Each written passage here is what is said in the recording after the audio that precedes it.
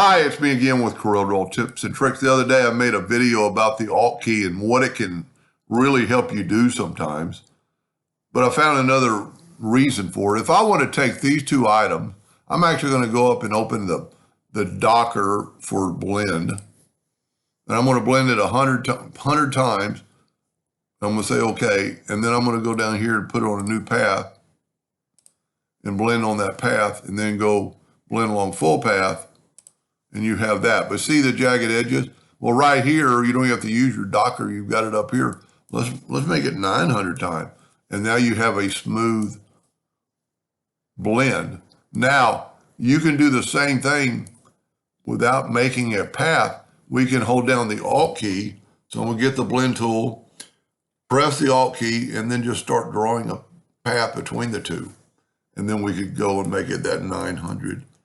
And you've created your own, basically your own path freehand and kind of got to watch it. And I thought that doesn't really warrant the video. And I thought you could actually use this for 3D engraving. So I'll just do a blue one, take away the outline, Control D and make a duplicate while holding down the Shift key, bring it in, and we're going to make that one that light blue. And just, instead of using the Docker up here, I'm just going to use this because it's really a pull and just tell it where to go. So blend and just go from the inside outwardly and look at that. I mean, that's just 100 blends. If we went 900, you can't really tell it in this picture, but it would really work good for, I've really kind of never done it for 3D engraving. But that's got a 3D engrave pretty good. And you don't have to do squares, you can do triangles. That would be pretty cool. And then Control D and make a duplicate and mirror it over. Control D and mirror it over. Holding down the control button. That would be an awesome 3D engraving because the fact that it's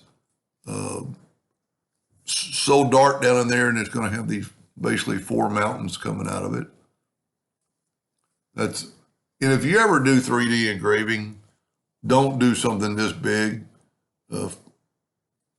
Make it rather small, and you could size it by turning it at a 45-degree angle, and make it 4 inches, because 3D engraving takes a while. I don't know about all lasers, but Epilogue has a 3D setting that will actually help this. And like I've done in many videos with it, convert it to a bitmap. Let's do this. Before I do that, let's set my nudge factor on like 5 inches. Let's hit the plus key on the keyboard. And let's turn this one into a bitmap and see what the difference is. Basically, it just fuzzies it up, but it helps the 3D engraving quite a bit. And it also got rid of those lines in the center. You can't really probably tell it on your computer, but you can see basically the lines where this is less lines and kind of blurry. And that I have found that really helps. Anyway, I hope that helped just a little bit, and thank you for watching.